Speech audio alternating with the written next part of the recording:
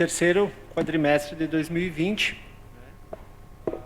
Vou passar já de imediato a palavra para o nosso contador, o José Carlos Custódio, que vai fazer a leitura do relatório, então, e depois, se tiver alguma dúvida, a gente fica à disposição, então, tá bem?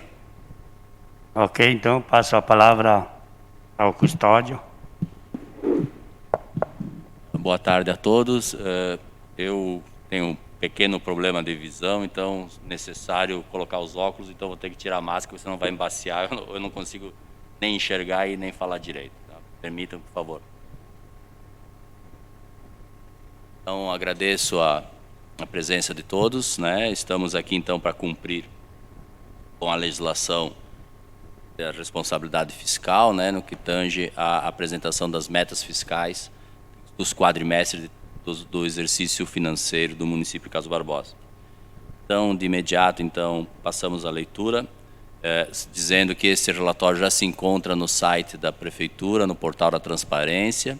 Tá? É só entrar lá na coluna da esquerda, no que tem relatórios, avaliação das metas fiscais 2020, avaliação do terceiro quadrimestre 2020. Então, lá tem todos os anexos que fazem parte desse demonstrativo. Então, começamos a análise do relatório pelas metas fiscais, resumo primário acima da linha. Então, o resultado primário, o principal indicador de solvência fiscal do setor público, tem por finalidade demonstrar a capacidade do município em honrar o pagamento da dívida utilizando suas receitas próprias. Neste cálculo, são consideradas apenas as chamadas receitas e despesas fiscais, que não incluem, pelo lado das receitas, as financeiras, operação de crédito e alienação de bens, e ao lado das despesas, a concessão de empréstimo, o pagamento de serviço da dívida, juros, encargos e amortização.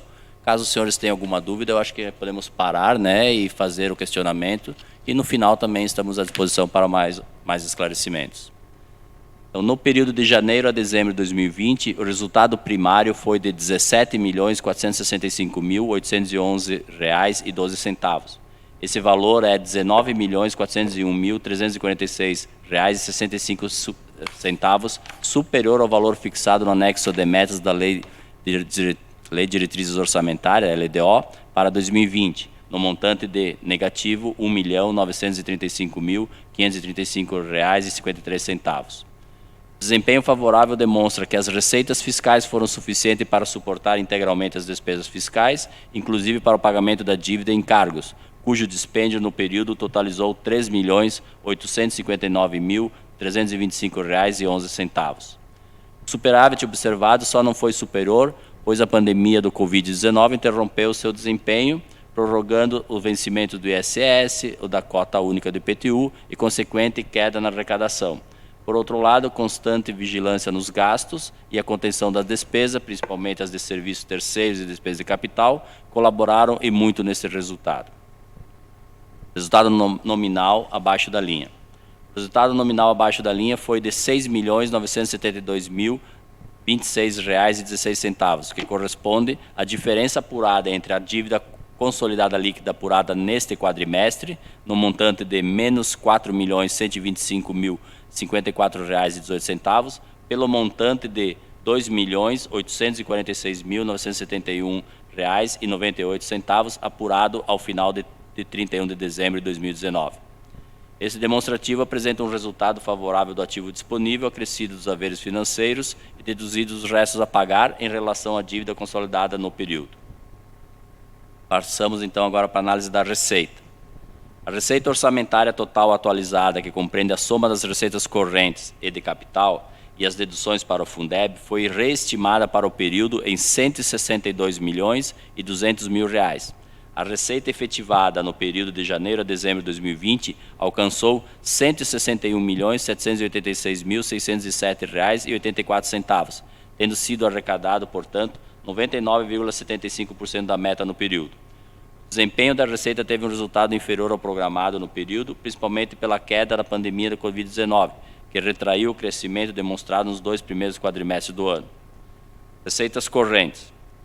O total das receitas correntes estimada para o período, de acordo com a programação financeira, foi de R$ 168.550.400. Os valores realizados corresponderam a R$ 156.436.061,91, inferior 7,19% da meta estabelecida.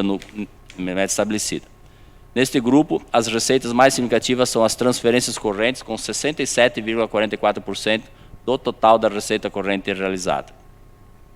Receita de impostos, taxas e contribuições. A receita de impostos, taxas e contribuições de melhoria atingiu ao final do quadrimestre, em análise, o montante de R$ 31.039.886,86, que, confrontada com a previsão para o período de R$ 34.418.700, representa uma realização de 90% em relação ao valor estimado. A arrecadação de IPTU no exercício alcançou 96,44% da meta, ou seja, previa-se o ingresso de R$ 10.400.000, tendo sido arrecadado R$ 10.029.616,55. O ITBI, Imposto de Transmissão de Bens Imóveis, para o qual havia uma projeção de R$ 3.500.000, acumulou no período R$ 3.467.676,31, alcançando 99,08% do valor estimado. Em relação ao ISSQN, no exercício, a arrecadação no período foi de R$ 10.968.822,32, o que representa 82,16% da programação para o período no montante de R$ 13.350.000. O desempenho dessa importante fonte de receita municipal deve-se principalmente pela situação econômica, muito afetada com a paralisação das atividades em virtude do Covid. Com a retomada da economia, no próximo exercício, esperamos que esta importante receita retome o nível programado, porém a oportunidade perdida não será recuperada. As taxas apresentaram um ingresso de R$ 773.661,85, contra uma projeção para o período de R$ 1.012.200. Arrecadou-se, portanto, 76,43% do valor previsto. A contribuição de melhoria possui uma provisão de R$ 52.500, porém realizou no período R$ 19.037,08, portanto, 36,26% do previsto. Receita de contribuições. As receitas de contribuições acumularam no período o valor de R$ 6.446.623,79, correspondendo a 138,05% do previsto de R$ 4.669.700. A arrecadação de contribuições sociais representou 118,9% da meta do período, arrecadando R$ 3.157.592,14. Já a contribuição para o custeio e iluminação pública arrecadou R$ 3.287.031,65, sendo 164,45% do previsto. Esta arrecadação só foi possível graças às ações de fiscalização e gestão na cobrança da CIP, implementadas nos últimos 2 anos. Receita patrimonial.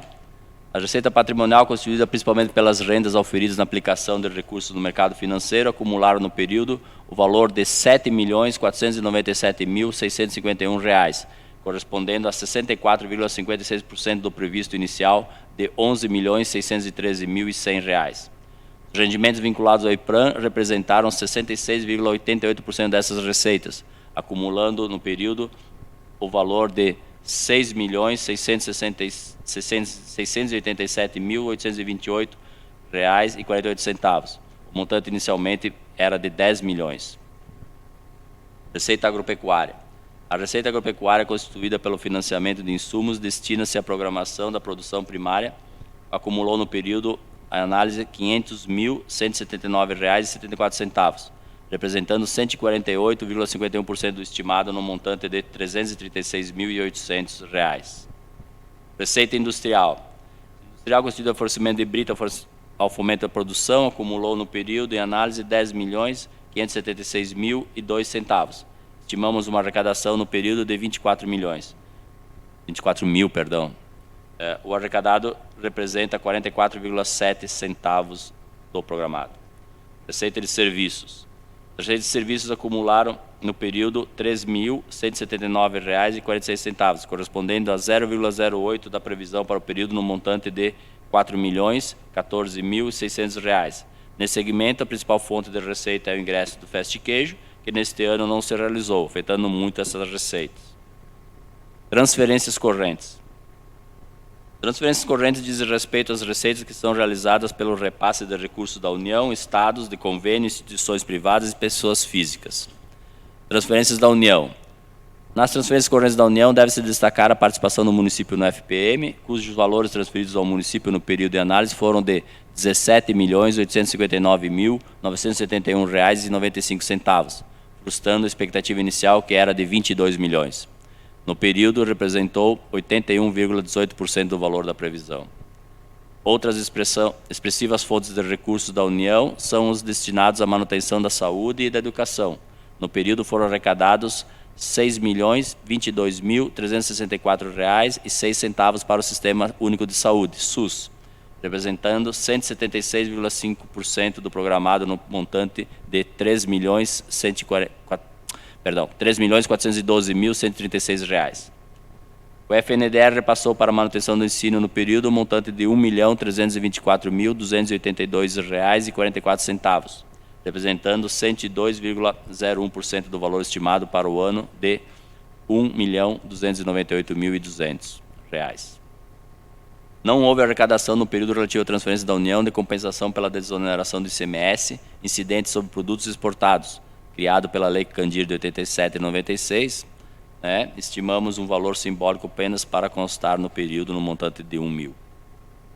Nesse período, registramos arrecadação no montante de R$ 970.779,42 de cessão onerosa de royalties da União, aprovada em 2019. Auxílio financeiro oriundos da Emenda Constitucional 173/2020, no montante de R$ 3.895.511,15, o montante de R$ 1.438.003,01 do auxílio financeiro da União para minimizar os impactos da queda da arrecadação do FPM, em virtude da pandemia da Covid-19, e o montante de R$ 109.504,80 da Lei 14.017, a Lei Aldir Blanc. Transferências do Estado. No grupo Transferências Correntes do Estado, o item mais significativo refere-se a transferências constitucionais da cota-parte de ICMS, que realizou no período R$ 51.939.180,37, contra uma projeção de R$ 59.500.000, 12,71% inferior ao projetado.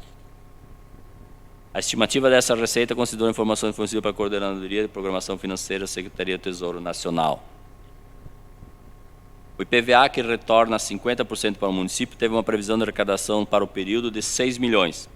A sua efetiva arrecadação foi de R$ 5.281.943,15, alcançando 88,3% do estimado. Outro item significativo das transferências estaduais é o IPI exportação. A sua previsão de arrecadação para o período foi de R$ 820 mil e a sua efetiva arrecadação de R$ 763.006,80, alcançando 93,5% do programado. Transferências de convênios. No grupo das transferências correntes de convênios do Estado, estimamos no período o montante de R$ 400.200, efetivando-se R$ 342.125,39, correspondendo a 85,49% da previsão. O item mais significativo refere-se à transferência de convênios com o Estado para a manutenção do transporte escolar de alunos da rede estadual, que estimava-se no período o ingresso de R$ 400 mil, efetivando-se R$ 326.046,04, que corresponde a 81,51% da previsão. Transferências de instituições privadas. No grupo de transferências correntes de instituições privadas, destacamos a contribuição para o Fundo Municipal de Direitos da Criança e Adolescente, com uma previsão de arrecadação no período de R$ 878.300 e realizou R$ 1.783.613,21, representando 203,08% do programado. Essas transferências têm maior representatividade sempre no final do ano, quando são apurados os balanços das empresas doadoras. Outra expressiva receita de transferências de instituições privadas é a contribuição para a manutenção da educação infantil. Criado em 2010, o FUNCreche arrecadou no período R$ 397.179,78 do estimado, no montante de R$ 440 mil, representando 90,27%. O Fundo Municipal é o projeto criado em 2018, visa promover ações de educação e segurança no município. Nesse período, arrecadamos um montante de R$ 62.900 contra uma previsão de R$ 253.333,33, representando 24,83% do estimado. O mesmo não efetivou na sua plena arrecadação em virtude do cancelamento das aulas presenciais em 2020. Transferência de outras instituições públicas. Nessa classificação são registrados repasses de fundos públicos, destacamos o Fundeb, Fundo de Desenvolvimento e Manutenção da Educação Básica e Valorização Profissionais do Magistério, da Educação, no caso, criado em 2006 para substituir o Fundef, o qual acarretou um aumento nas perdas de recursos municipais em virtude do baixo número de alunos matriculados na rede de ensino do município. As transferências de recursos do Fundeb foram estimadas para o período em R$ 11.200.000, efetivando seu montante de R$ 12.212.212,03. O acréscimo no período foi de 109,4% em relação ao estimado. A base de cálculo para o retorno dos recursos é o Censo Escolar 2019, onde estimamos uma perda no final do exercício de 2020 em R$ 6.472.400.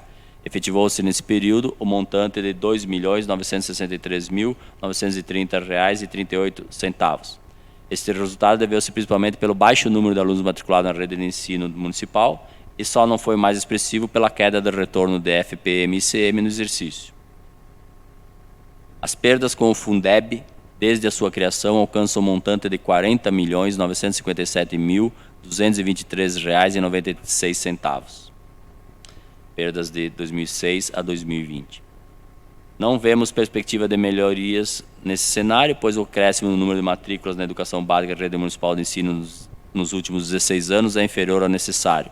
Seriam necessários o ingresso de aproximadamente 800 crianças para não ocorrerem perdas. No conjunto das 3 redes de ensino, vemos uma diminuição no número de matrículas. Em 2000, tínhamos 5.001 crianças matriculadas nas 3 redes de ensino. Em 2019, contamos com 4.886 crianças, um decréscimo de 2,30%. Fazem quase 20 anos que visualizamos uma retração no número de matrículas no ensino fundamental e médio, ao contrário do ensino infantil, que vem crescendo o número de matrículas. Outro lado importante que deve se considerar é que essa diminuição deu-se em maior percentual na zona rural. De 2006 a 2019, a diminuição de matrícula nas escolas rurais foi de 16,86%, contra mais 2,01% das matrículas das escolas urbanas. Dados populacionais. Inversamente proporcional à quantidade de matrícula, a população de Carlos Barbosa vem crescendo, uma clara demonstração de imigração de famílias sem filhos em idade escolar. Em 1970, a população era de 12.374 habitantes, sendo 69,12% desses na zona rural, que eram 8.553 habitantes, e 30,88% na zona urbana, ou seja, tínhamos 3.821 habitantes.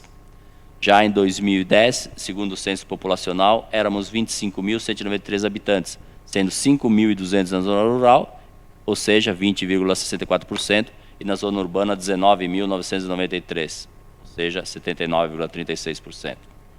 Este ano, 2020, o IBGE publicou a estimativa populacional do Brasil e Carlos Barbosa alcançou 30.241 habitantes. Se aplicarmos os índices de 2010 no total da população, temos 6.242 habitantes na zona rural e 23.999 habitantes na zona urbana. Transferências de pessoas físicas. As transferências de pessoas físicas correspondem à contribuição do Fundica efetuada por pessoa física e no período de análise foi arrecadado R$ 223.200, contra uma estimativa inicial de R$ 47.000. O arrecadado representou 474,89% do estimado. Outras receitas correntes. A arrecadação até o período de outras receitas correntes foi de R$ 1.822.090,88, representando 170,27% do programado no montante de R$ 1.070.114. Destaca-se as receitas de compensação financeira entre o RGPS e o IPRA, que atingiram o montante de R$ 573.657,71, representando 104,30% do valor estimado de R$ 550.000. Receitas de capital. Nessa categoria são registradas as receitas de recursos recebidos de outras pessoas de direito público ou privado destinados a atender despesas classificáveis em despesas de capital. Operação de crédito.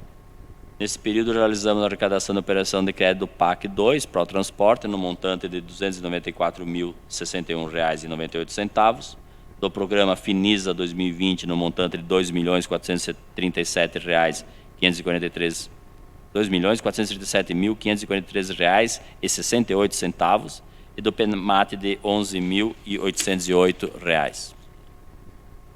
Alienação de bens móveis e imóveis, não houve arrecadação no período.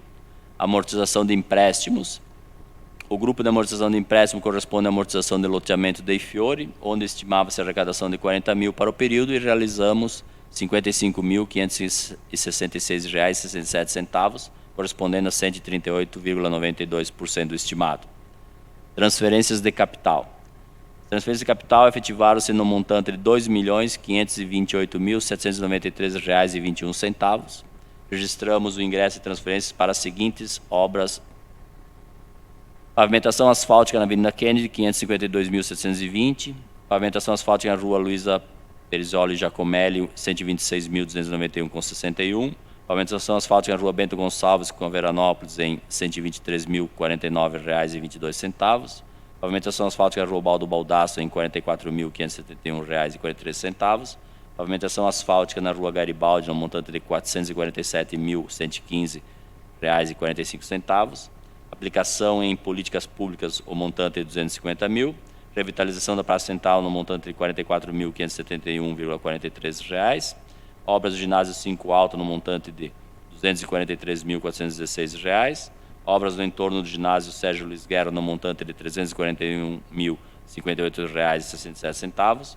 Aquisição de veículos no montante de 150 mil, transferências para estratégias de redes de serviços de atenção básica 200 mil, transferências para a segurança alimentar 6 mil. Receitas correntes intra-orçamentárias. A receita corrente intra-orçamentária corresponde às contribuições sociais previdenciárias e são destinados à cobertura de benefícios concedidos para a formação de reservas atuariais. Contribuições sociais. A contribuição social no período foi de R$ 12.701.851,49, representando 102,90% do projetado no montante de R$ 12.344.400. O município, nesse exercício, realizou um aporte extra ao IPRAM, visando a amortização do passivo atuarial no montante de R$ 5 milhões. Deduções da receita corrente. As deduções da receita corrente são relativas aos descontos de antecipação, perdas de rendimentos e ou deduções para fundos intergovernamentais, e elas correspondem a uma retenção financeira. Deduções de impostos. Deduções de impostos correspondem aos descontos concedidos aos contribuintes que pagaram em cota única o IPTU 2020. Estimamos desconto de até R$ 1.040.000 e no período, efetivando seu montante de R$ 961.849,48. Deduções de contribuição de melhoria. Igualmente aos impostos, deduções de contribuição de melhoria correspondem ao desconto concedido ao contribuinte que pagar em cota única. Estimamos R$ 5.000. Neste período, efetivou-se R$ 83,62. Deduções de receita patrimonial. Deduções de receita patrimonial correspondem às perdas de rendimentos de aplicações dos recursos do IPRAM relativos à renda fixa e renda variável. Nesse exercício, realizamos perdas de R$ 1.541.003,59. Deduções e transferências correntes. As deduções e transferências correntes correspondem aos 20% retidos para a formação do Fundeb, que corresponde a uma retenção financeira. Estimamos uma dedução no período de R$ 17.672.400, efetivando-se no montante de R$ 15.176.142,41, ou seja, 85,87% do projetado. Passamos, então, nesse momento, para a análise da despesa. Considerando todas as fontes de recurso, a despesa total liquidada, nela incluída a transferência da cota patronal para o IPRAM, PROARTE e o Legislativo, neste período apresentou uma execução inferior à receita total realizada, no montante de R$ 161.786.607,84. Em valores acumulados, a correlação despesa pela receita demonstra um superávit orçamentário de R$ 29.034.257,81. A meta estabelecida para assegurar o equilíbrio fiscal consiste em obter relação despesa pública pela receita pública não inferior a 3%, sendo que o resultado obtido foi de 17,95%, o que permite confirmar o cumprimento da meta. A despesa liquidada no acumulado do período totalizou R$ 132.752.350,03, correspondendo a 91,96% da despesa empenhada no montante de R$ 144.359.608,72. Com relação ao pagamento da dívida pública, juros e amortização, no período alcançou o montante de R$ 3.859.325,11, representando 2,91% da despesa liquidada. Já em relação à despesa com investimento, essas alcançaram 6,76% das despesas liquidadas, totalizando R$ 8.968.954,19. Passamos para a análise de gastos com pessoal e limites da Lei de Responsabilidade Fiscal. Despesa pessoal do Executivo. Despesa pessoal do Executivo, calculada conforme determina a Lei de Responsabilidade Fiscal e a Secretaria do Tesouro Nacional, item mais significativo no conjunto das despesas fiscais em relação à receita corrente líquida dos 12 últimos meses, janeiro a dezembro, está abaixo do limite prudencial de 51,30%, apresentando comprometimento de 41,96%. Com a chegada do Covid-19, afetando significativamente a arrecadação nesse exercício, ocorreu naturalmente um leve crescimento dos índices de gasto de pessoal. A situação só não se agravou, pois foram adotadas medidas de redução de gastos, mantendo um nível de comprometimento baixo, mesmo com o crescimento vegetativo do quadro e das políticas de valorização dos servidores, demonstrando a responsabilidade do gestor em relação aos gastos com pessoal. Despesa de pessoal do Legislativo. A despesa de pessoal do Poder Legislativo também segue os ditames da Lei de Responsabilidade Fiscal e da Secretaria do Tesouro Nacional, tendo alcançado o comprometimento de 0,85% da receita corrente líquida dos últimos 12 meses, janeiro a dezembro, estando abaixo do limite prudencial de 5,70%. Gastos com desenvolvimento do ensino. A despesa com manutenção e desenvolvimento do ensino, computadas as perdas com o Fundeb, no acumulado do período, totalizaram R$ 28.142.355,72, o que corresponde a 26,35% da receita de impostos e transferências.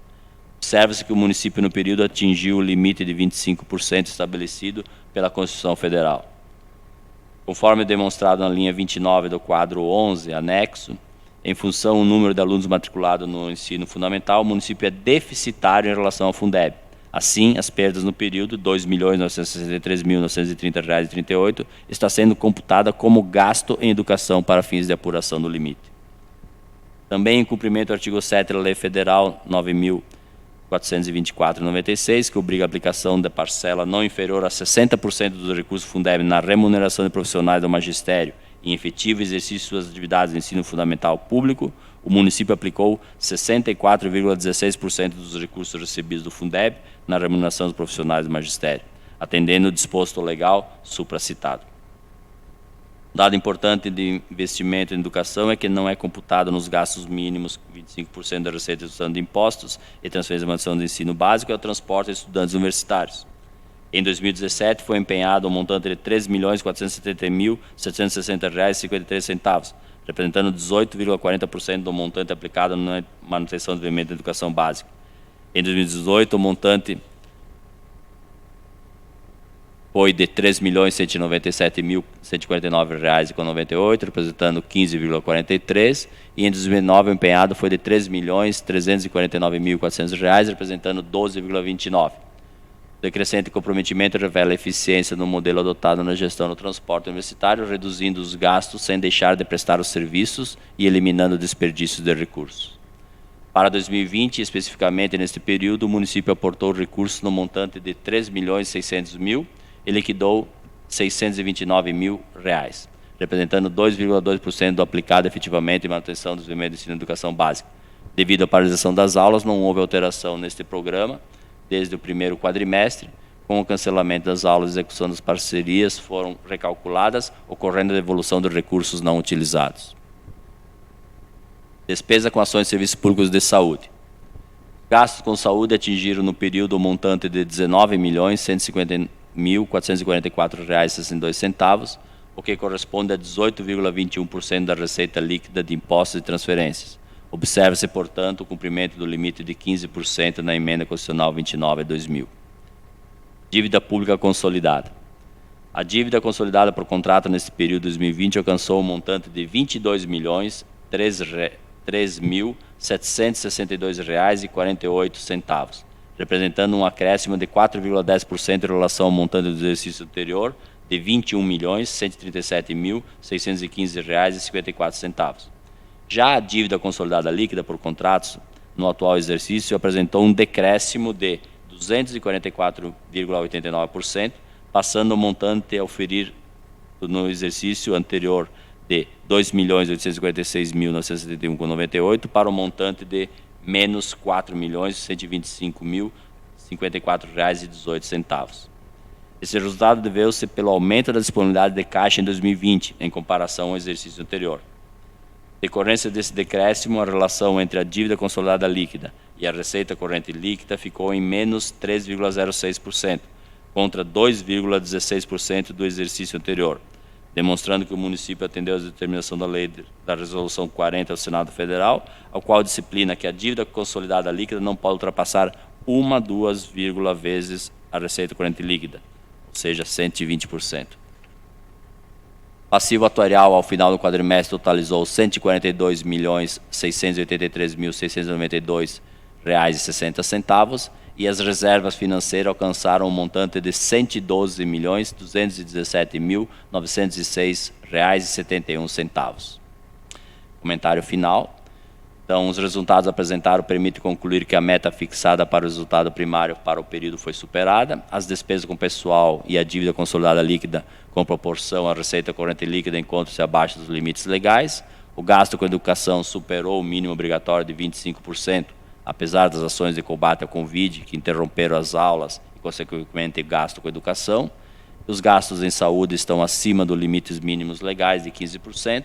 Fica assim demonstrado o resultado positivo das metas fiscais estabelecidas, bem como o atendimento, um erro aqui, né, incluindo a educação, dos requisitos da Lei de Responsabilidade Fiscal. Bom, eram essas as principais análises que a gente faz do resultado financeiro 2020, né, do encerramento do quadrimestre. Estamos à disposição para tirar qualquer dúvidas que possam vir surgir com os senhores. Fique à vontade, presidente. Obrigado, Custódio, pelas explanações que fizestes aqui sobre a secretaria que é da Fazenda. Então eu peço aos vereadores, se tiverem alguma pergunta para fazer ao secretário e ao Custódio, fiquem à vontade se alguém tiver alguma pergunta. Passo a palavra então ao Felipe. Não, obrigado, Fábio, secretário Fábio, contador, Custódio, então secretário até poucos dias atrás. Custódio, eu sei que o senhor domina muito a questão do Fundeb, né?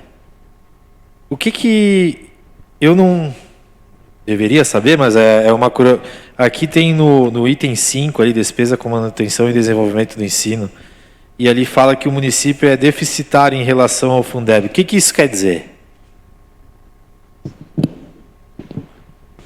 Como eu vou falar, vou ficar sem óculos. Não tem problema. Assim, ó, o município ele arrecada ICM, FPM, IPVA, IPI, Lei Candir, ITR, são transferências do Estado e da União. Então, 20% dessas arrecadações de ICM, FPM, não sei o quê, é retido para formar o fundo chamado Fundeb. Tá? Esse fundo ele tem a competência estadual. Ele é um fundo nacional, mas ele é gerido conforme cada um no seu âmbito do seu estado. E aí monta esse bolo de dinheiro, com 20% de todas as prefeituras, inclusive do estado também, e é dividido pelo número de alunos matriculados na rede de ensino pública. Não entra privada. E só do fundamental, não pega médio, né? e pega a educação básica, vamos falar melhor, né? Básica, que é a educação infantil e fundamental.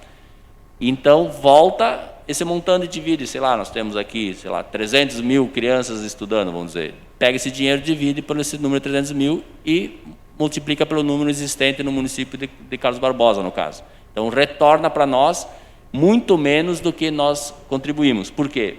Porque o município de Carlos Barbosa é um município produtor. Nós temos um alto índice de produção. Nós temos Tramontina, Santa Clara, todas as nossas empresas aqui. Então, elas produzem muito, geram muito ICM e muito imposto de renda. E muito IPI, que é a base que forma os retornos. O ICM e o IPI e o imposto de renda que formam o FPE. FPM e FPE. Então, como nós contribuímos muito e nós não temos alunos matriculados na rota de ensino, nós temos perdas. Se você pegar ali, tem um anexo, fala, anexo 11, né? Ele tem um demonstrativo, e eu também coloquei um demonstrativo, as perdas do Fundeb, tá? Esse quadro aqui. Tem na internet para ver, tá? Então, em 2020, nós tivemos 2.900.000 de perda. Mas nós vemos um crescente desde 2006. 2006 foi 1.300.000, 1.800.000, 2.200. Por quê? Porque nós crescemos muito, nosso índice de ICM cresce muito. Né? Então, nós temos muita contribuição para a formação do Fundeb. E o número de alunos, nós estamos há 20 anos com o mesmo número de alunos. 5.000 alunos lá em 2004, acho que não lembro, né?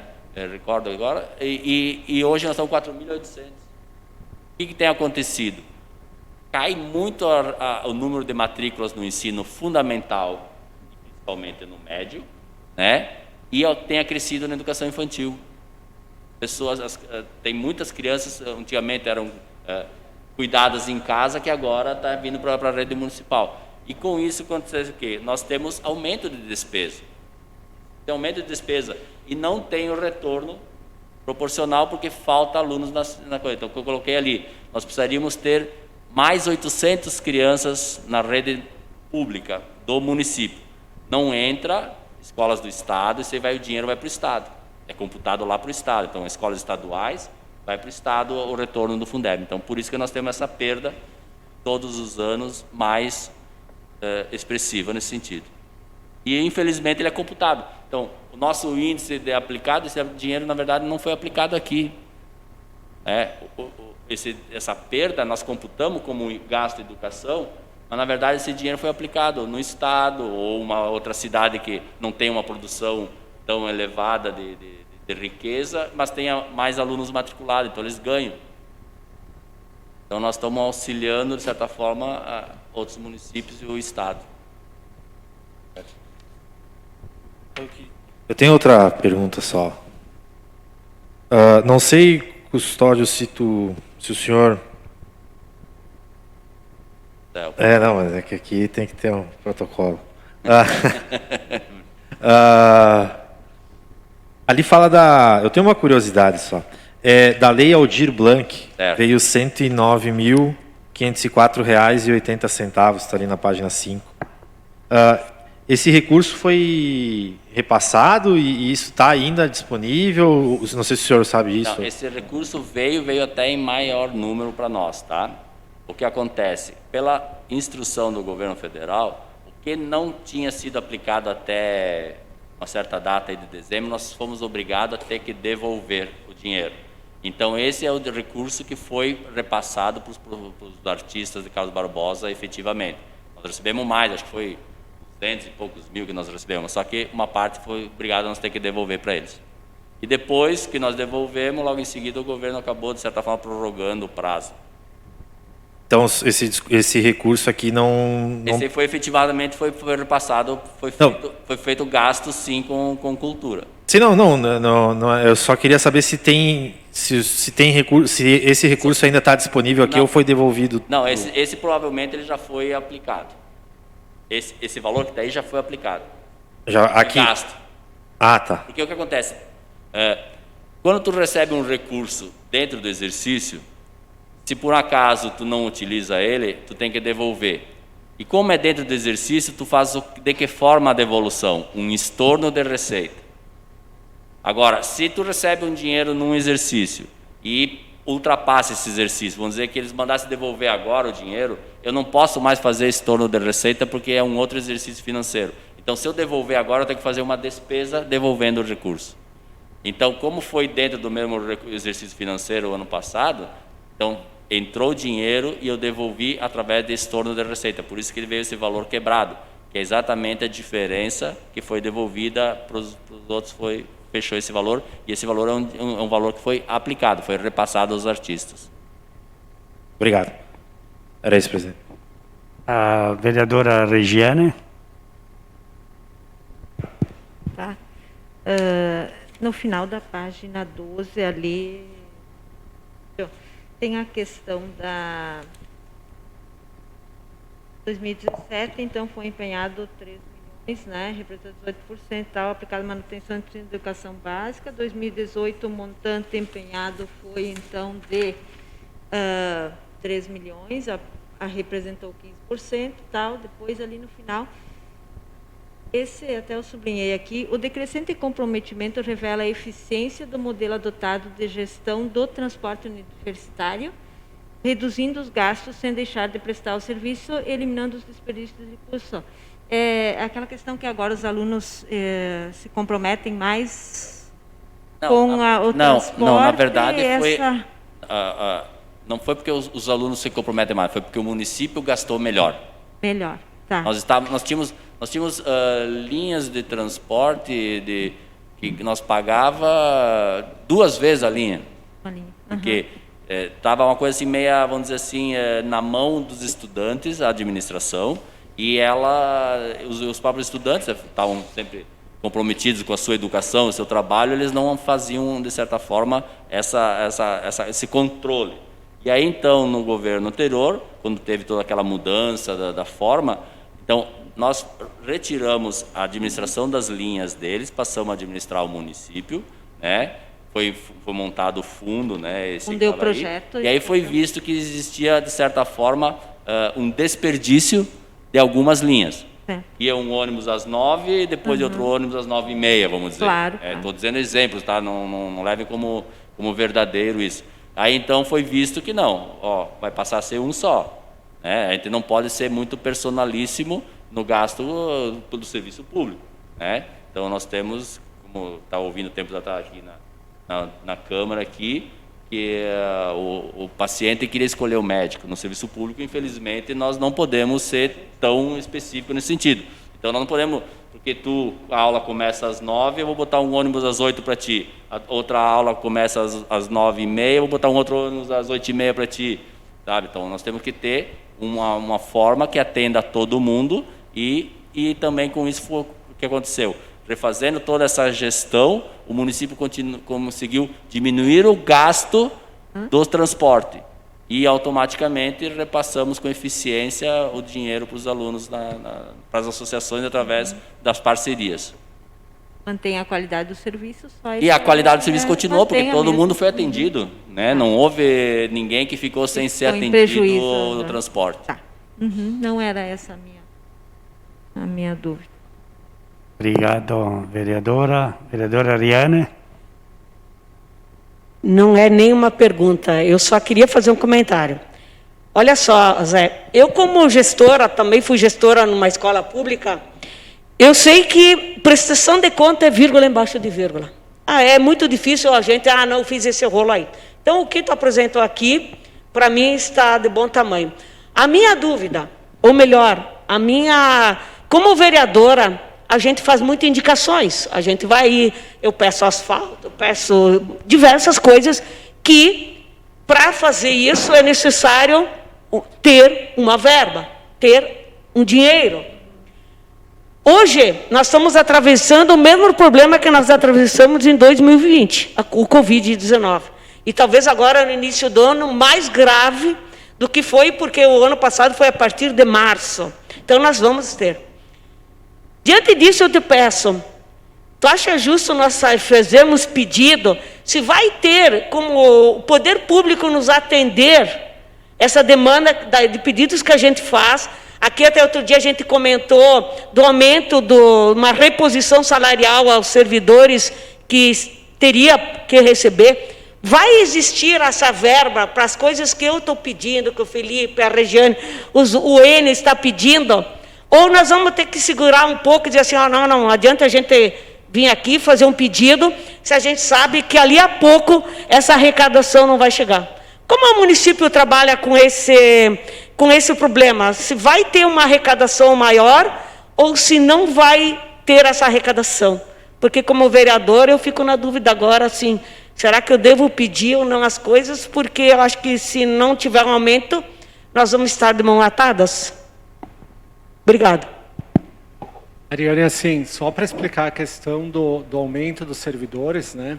É uma questão que a gente tem discutido bastante, não simplesmente por ter ou não ter dinheiro, que em princípio a gente não tinha previsão orçamentária para a correção em função da Lei Complementar 173, né? Mas a orientação, embora exista o entendimento do TCE que o reajuste, né, não seria a mesma coisa que aumento, né, a correção, enfim, a gente tem indicação de alguns órgãos nos pedindo cautela para que a gente não, recomendando que não se faça, porque essa discussão ainda não está totalmente pacificada.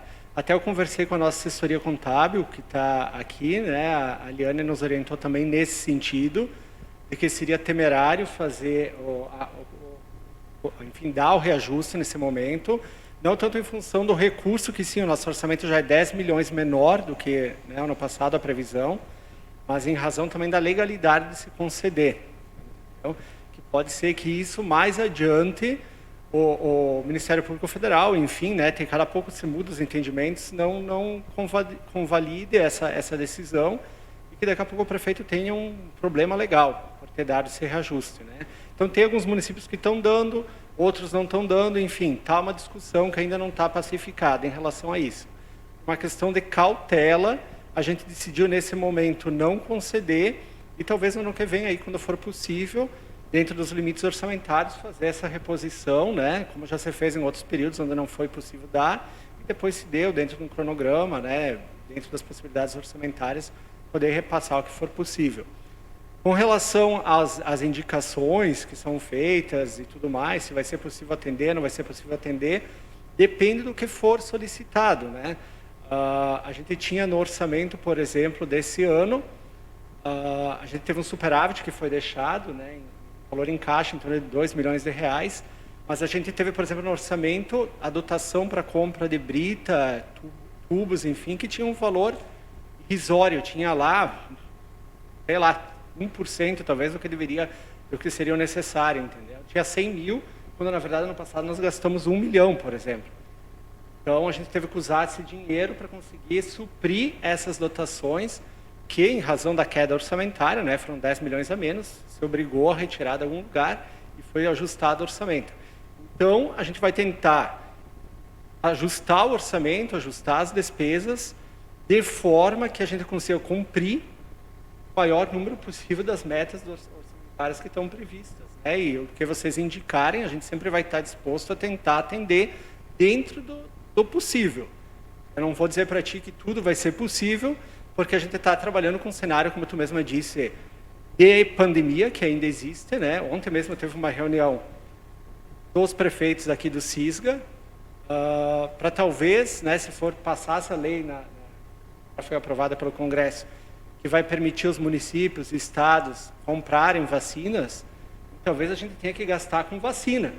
E é um valor considerável, uma dose de vacina, aliás, são 2 doses, gira em torno de R$100 por pessoa. Então, se tu imaginar que nós comprarmos 10 mil doses para atender a população dos idosos e população de risco, e talvez professores, a gente está falando aí, daqui a pouco nós temos que gastar R$1 milhão. Então, quem sabe ao certo o que vai acontecer. Então, a gente vai trabalhar, conforme for a pandemia evoluindo, a gente vai se ajustando, tanto em termos de receita, quanto em termos de despesa. Então, a gente vai estar atento, claro que a nossa intenção é sempre poder atender todos os pedidos que vierem aqui da casa, dentro do possível, mas a gente tem os limites orçamentários e não adianta, a gente está no meio de uma pandemia e ninguém sabe ao certo como isso vai acabar, né? Então, a gente tem que se ajustar a isso. Não sei se o Zé quer complementar mais alguma coisa? Se o município for obrigado a ter, obrigado não, for disponibilizado para comprar a vacina, né? Desde que haja no mercado, né? Porque eu acho que o Brasil não está comprando porque não tem, né? Na verdade, porque senão ele estaria comprando. Então essa questão ali para mim me parece um pouco assim nesse sentido que nós vamos desembolsar sim, se nós tiver condições e se tiver vacina no mercado para nós comprar. E aí sempre você faz o quê? É um samba doido, né? Do crioulo doido, né? Puxa de um lado, puxa do outro, tu vai fazendo os ajustes conforme o ano for andando. Então, normalmente, na execução de um orçamento, você começa com um orçamento cheio, você vai trabalhando em cima de uma previsão de arrecadação, né? Então, por isso que é muito complicado você ser o gestor financeiro da pasta, né, da fazenda, porque tu tem uma estimativa, mas tu não sabe, não é que nem numa empresa onde que você tem os pedidos, você vai produzir aquele produto, você sabe que você vai vender aquele produto a valor X e você vai ter uma receita nos meses tais. Nós não sabemos. Como aconteceu ano passado, que de repente lá no mês de março fechou tudo, a nossa arrecadação de ICM, FPM caiu 35% mais ou menos, e aí nós fomos obrigados a ter que suspender contratos de monitores, encerrar alguns contratos, paralisar algumas obras, paralisar serviços, manter só o essencial, disponibilizar recursos para a saúde, né? Então, quando você começa um ano tipo folgado, porque você tem 12 meses pela frente. Mas quando você chega no mês de junho, agora aqui tu já tem um histórico de arrecadação, então você já sabe mais ou menos uma estimativa, você vai ter que fazer uma previsão de arrecadação para frente, se alterou algum número para mais ou para menos, e aí você começa a direcionar os recursos para aqueles que são obrigatórios, salário do pessoal, né, obrigações, manutenção, luz, água, telefone, limpeza, lixo, varrição, e aí você começa.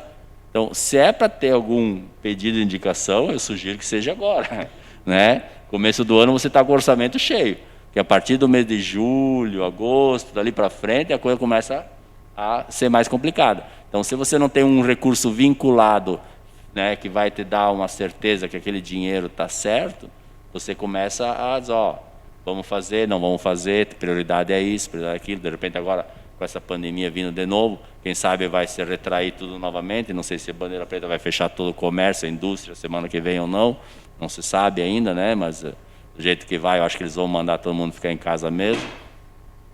E aí cai a produção, cai a arrecadação. Nós não produzimos, o orçamento, o município não tem forma de nós aumentar, não tem como mandar uma lei para a Câmara aumentando o imposto, criando um imposto novo. Eu dependo o quê? Da produção, da indústria, e não só de Barbosa. Isso aqui é o pior que você tem que entender. Tramontina, ótimo, beleza, nós temos uma grande empresa aqui bem administrada, está vendendo, produzindo, adoidado. Mas o que ela recolhe não é para Barbosa. O que ela recolhe para um bolo do Estado. E esse bolo do Estado tem que ser dividido entre todos os municípios do Estado. Então, para nós, volta o quê? Volta 0,56, se eu não estou enganado, por cento de 25. Vou falar aqui, tipo, nossa ex-presidente, né? 0,56 de 25 do ICM recolhido. Então, se você pegar 100 mil reais, 25 mil vai para os municípios, 75 fica para o governo do Estado.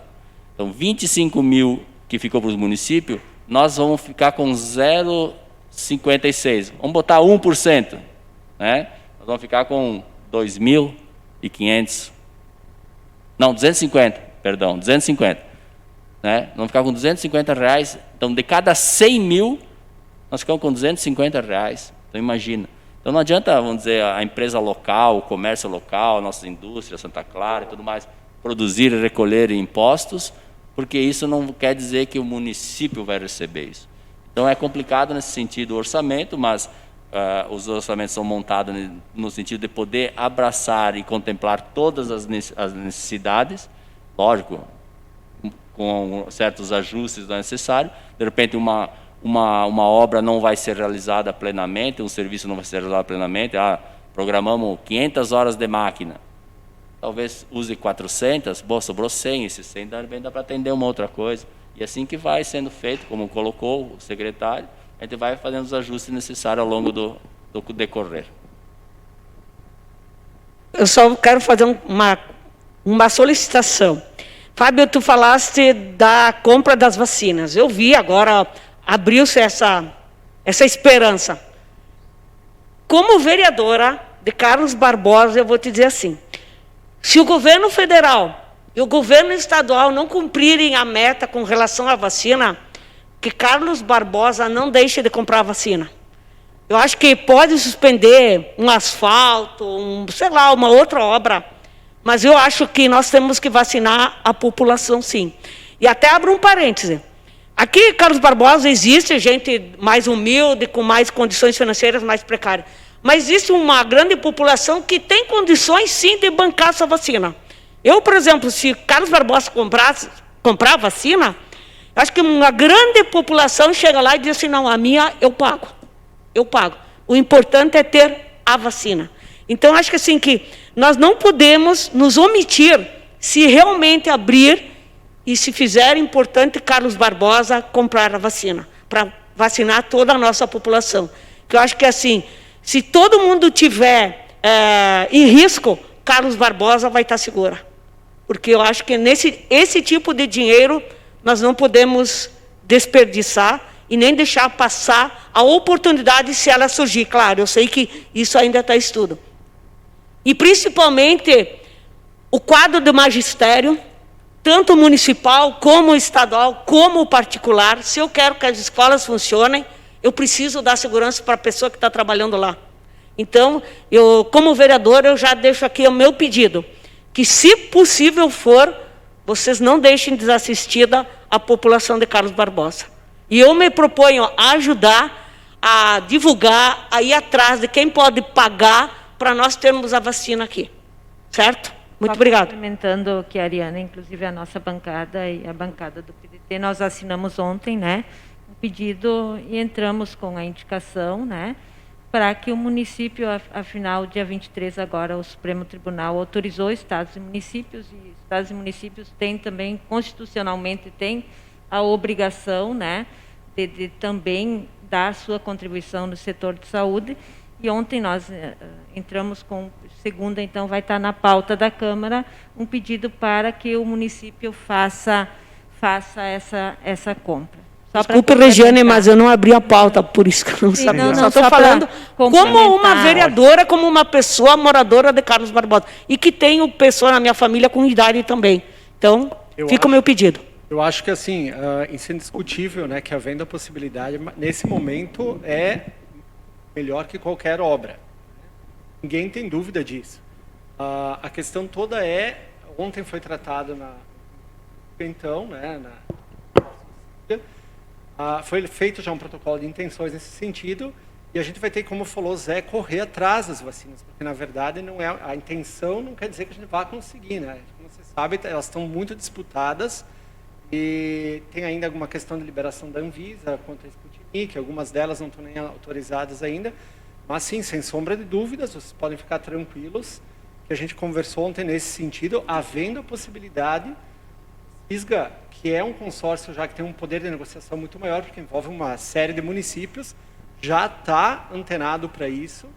Com certeza, eu acredito que inclusive vai ter, se for possível, né, a gente vai ter até, com certeza, empresários do município que vão ter interesse em colaborar, porque isso é uma questão de economia, né?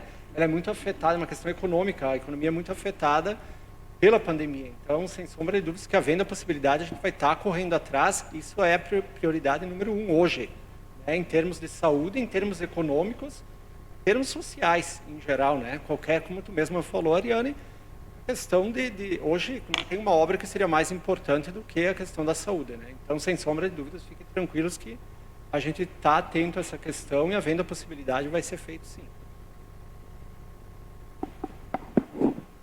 Agora, eu gostaria de fazer uma pergunta.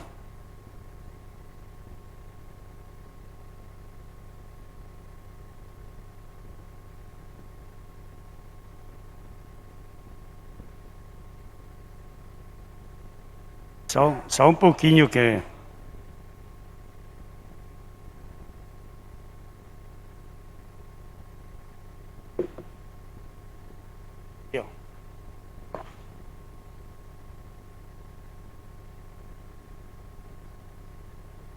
só em relação à reposição, né, as perdas do período, a gente conversou. Esse foi um posicionamento que a gente tomou como empresa e a gente deu para todos os municípios que a gente dá assessoria, porque teve uma lei maior, que é a Lei 173, o Zé sabe, todo mundo que tem conhecimento, é a lei que criou, né, os repasses para os municípios do Covid, e lá tem um artigo da lei que diz que durante o exercício de 2021 não poderia ter aumento de despesa de pessoal, sob pena do município ser responsabilizado das receitas recebidas. Nesse período, o Tribunal de Contas do Rio Grande do Sul se manifestou por uma instrução técnica, uma normativa, dizendo que ele entende que as reposições do período poderiam ser dadas. Como a gente depende de uma lei maior e a lei, o município foi contemplado com as receitas, o nosso posicionamento foi por manter cautela e não dar reposição enquanto não tiver uma instrução que chegue num denominador comum, vamos dizer assim. Porque o Estado do Rio Grande do Sul analisa as contas do município, mas as contas também vão para o governo federal. E corria o risco do município depois ficar inviabilizado de receber outros recursos e até mesmo para o Covid, se houver mais recursos. Tá? Esse foi o esclarecimento quanto ao nosso posicionamento. Obrigada. Obrigado. Então, pelo que eu acompanhei aqui, também eu vi que a receita aumentou bastante em relação à saúde, provavelmente por causa do Covid, né? E sobre o Fundeb ali, que eu estou vendo, a gente, o Custódio era o antigo secretário, nós vinha sempre comentando sobre isso, a importância que nós estamos perdendo muito, né, do Fundeb, em torno dos 4, 5 anos aqui, em torno de 40 milhões. Então, a gente trabalhou bastante forte nesse sentido, em poder municipalizar a Escola Cardeal Arco Verde. Foi um pouco nesse sentido também, um pouco que o Estado ia fechar também as portas, né, pelo ensino fundamental. Então, a gente trabalhou bastante nesse sentido, inclusive o Custódio nos deu muito apoio a essa demanda ali, por causa que ele também entendia bastante sobre esse assunto.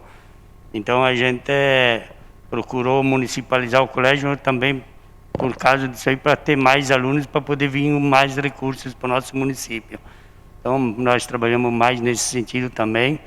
Então, nós gostaria que o senhor agora, como secretário também, desse uma olhada, porque agora tem as professoras lá, que é do Estado, né?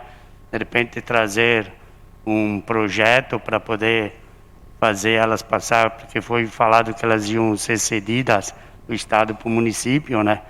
E não veio até agora o projeto nesse sentido, né?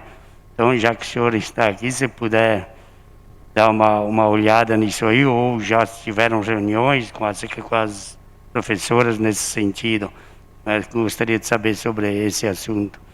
Na verdade, assim, Enio, pelo que eu sei, tá, a Secretaria de Educação que está acompanhando isso com mais atenção, eu acho que eles estão debatendo essa questão, tá? Tem alguma questão jurídica aí que eu não saberia agora te dizer exatamente, porque está sendo acompanhado por ela, tá?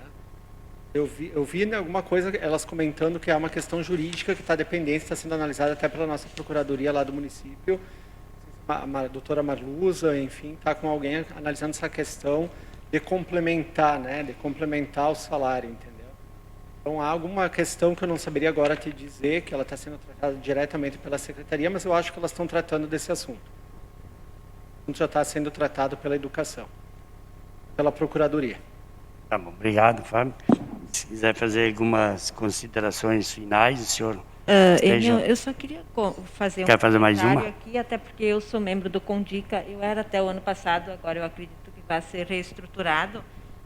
Eu acho que a gente tem que destacar esse ponto positivo, né? O Custódio nós podemos ver ali na página 6 a questão de como aumentou a contribuição para o fundo, e isso em cima de um trabalho muito forte que foi feito com a arrecadação para o Fundica, através da declaração do imposto de renda, né? Um trabalho muito forte feito pelo grupo ali do Condica, do nosso presidente na época, que trabalhou muito fortemente também dentro das empresas, né, e com os contadores que faziam as nossas declarações, as declarações dos impostos, e eu também passei a contribuir. Então, isso eu acho que é importante que a gente destaque, até porque a arrecadação com o fundo até é maior do que as despesas que a gente tinha dos projetos que eram apresentados, e tem um dinheiro até. Então, eu acho que tem que ser dado continuidade para isso, independente do grupo que vá assumir agora. Nós temos uma presidente à frente que já tem, a Jéssica, graças a Deus, ela já tem esse conhecimento, e eu acredito que vai ser levado, e que a gente tenha da nova administração esse mesmo apoio que a gente sentia na gestão anterior para a aplicação desses recursos, que é fundamental. E a gente tinha projetos funcionando dentro das escolas, com as crianças na APAE e tal, que eram projetos que tinham, assim, eram coisas até, eu sempre dizia, era só aqui em Carlos Barbosa que a gente via, né?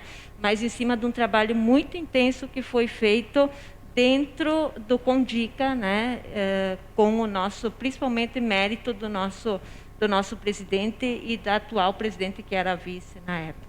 A gente gostaria que isso tivesse, e que a administração desse uma atenção, e que isso tivesse continuidade. Obrigada. Bom, novamente, eu acredito, né, eu não posso falar pela assistência social, mas eu acredito que a secretária Gisele, com certeza, vai dar essa atenção dos projetos que vinham sendo desenvolvidos junto com dicas, sem sombra de dúvidas.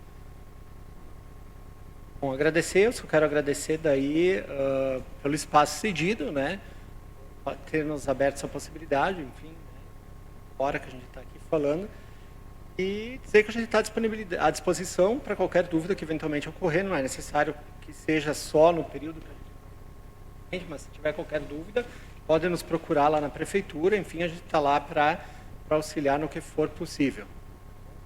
Obrigado.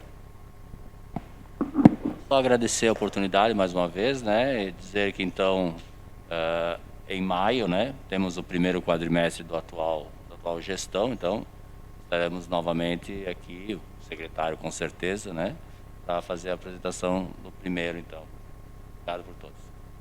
Então, eu agradeço a explanação, secretário Fábio, agradeço também a presença dos vereadores, do custódio que fez toda a explanação, e da assessoria do Estado aí para o município. Então, eu declaro encerrada a presente audiência pública.